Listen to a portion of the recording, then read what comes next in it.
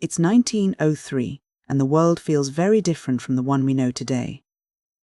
There is a sense of uneasy peace in Europe, a period where the great powers are watching each other through binoculars and diplomatic cables.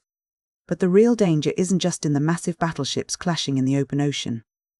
The real danger, as Erskine Childers suggests in his classic novel, The Riddle of the Sands, lies in the mud, the tides, and the shifting sands of a coastline. The story introduces us to Carruthers, a man who is essentially a placeholder in the British Foreign Office. He's cynical, a bit bored, and feels somewhat disconnected from the high-stakes manoeuvring of London politics. His life changes when he receives a cryptic invitation from an old acquaintance, Arthur H. Davies. Davies is an eccentric, highly skilled sailor, the kind of man who seems more at home in a gale than in a drawing room. He invites Carruthers on a yachting trip through the Baltic, but the request is strange. He doesn't just ask for company, he asks for very specific, specialized gear, a prismatic compass, certain types of oilskins, and equipment that suggests this isn't a pleasure cruise meant for sipping tea on a deck. When they meet and set sail on the Dulcibella, a sturdy, shallow draft yacht, the atmosphere is initially one of sporting leisure. But as they move toward the Frisian Islands, the tone shifts. These are waters that are notoriously treacherous, filled with unmapped sandbanks and tidal channels that change shape with every tide. Davies is an expert navigator here, and he moves through these waters with a precision that feels less like a hobby and more like a military operation. The turning point for Carruthers, and for the reader, comes when he discovers that Davies has tampered with the ship's logbook. There is a 3-day gap in their recorded journey, a silence in the official record that suggests they've been somewhere they weren't supposed to be. When Davies finally drops the pretense, the true nature of their voyage is revealed. This isn't a holiday, it's a reconnaissance mission. Davies has a terrifying theory about the future of naval warfare. He believes the German Empire is looking for a way to bypass the heavy British naval defences that guard the deep water ports.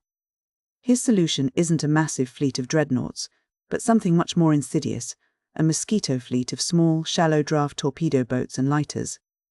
These tiny vessels could navigate the complex, winding, and shallow tidal channels of the North Sea, slipping past the Royal Navy to strike at the heart of British commerce and coastal towns. As they begin to map these hidden channels, the book transforms from a sailing adventure into a high-stakes geopolitical thriller. They aren't just looking at maps, they are looking for the cracks in the armour of the British Isles.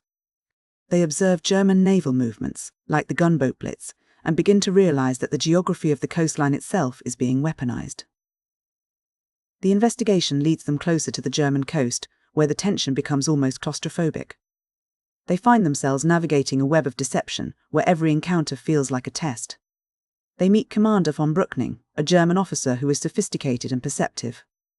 He doesn't act like a cartoon villain. Instead, he is a professional who seems to be testing Carruthers and Davies, sensing that they are far more than just two gentlemen on a sporting trip. The tension reaches a breaking point during a nighttime reconnaissance mission on the sandbanks of Mehmet. In a sequence that feels incredibly modern in its tension, Carruthers has to leave the safety of the yacht and move through the fog, using a marlin spike to eavesdrop on a secret military meeting. He listens as conspirators discuss coded plans involving tidal timings and railway movements. It's a moment that confirms his worst fears. The German plan is real, and it relies entirely on the precise, lethal timing of the tides. As the plot thickens, we encounter the character of Dolman. Throughout much of the journey, Dolman is a figure of suspicion, a man who seems to be playing a dangerous game, perhaps even a traitorous one. But Childers delivers a classic spy novel twist. Dolman is actually a British agent working undercover to disrupt the German plans from within. He is a man operating in the shadows, caught between his perceived loyalties and his true mission. The climax of the story is a frantic, high-stakes escape.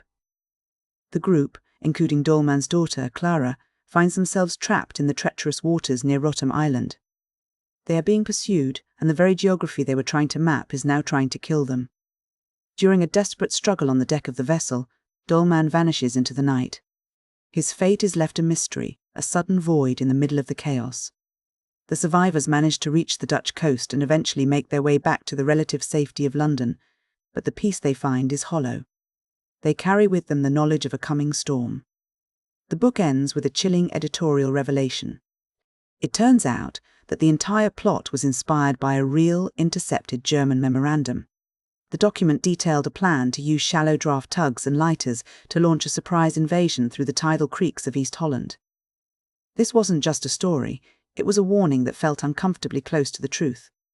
When we look back at the Riddle of the Sands, it's easy to see why it had such a profound impact. It wasn't just a popular novel, it was a piece of strategic literature. It helped shape the way people thought about national security and the changing nature of war. One of the most striking themes in the book is what we might call geographical determinism. Childers argues that the physical shape of a coastline, the twists, the shallow channels, the shifting sands, dictates the entire strategy of modern warfare.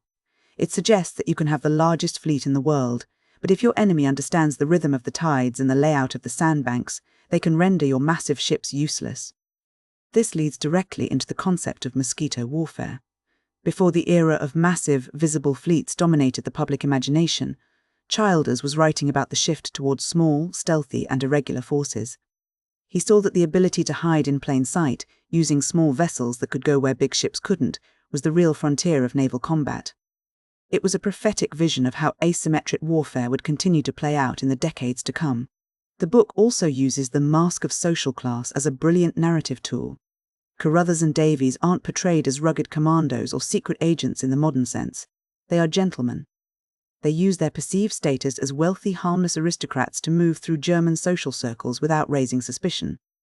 Their cover is their own social standing. They use etiquette, polite conversation, and the expectations of their class to hide their true intentions.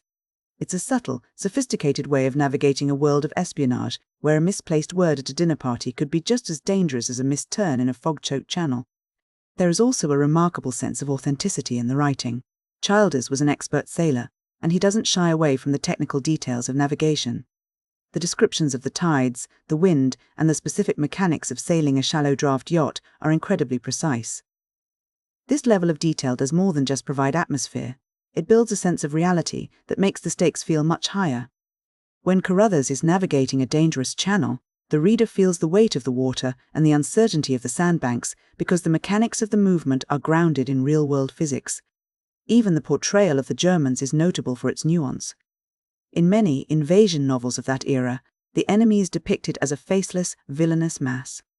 But Childers gives his German characters a sense of professional dignity. They are often presented as competent, intelligent, and even respectable officers. This makes the threat feel more real.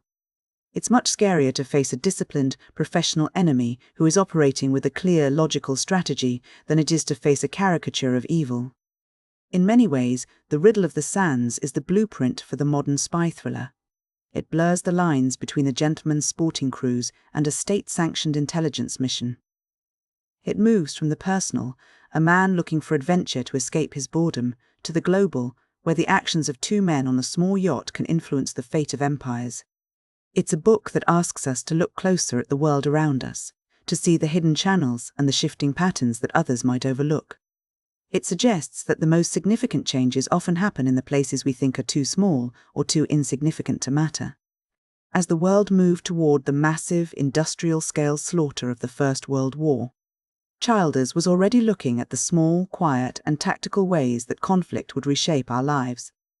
It's a remarkable piece of work that remains as gripping and thought-provoking today as it was in 1903.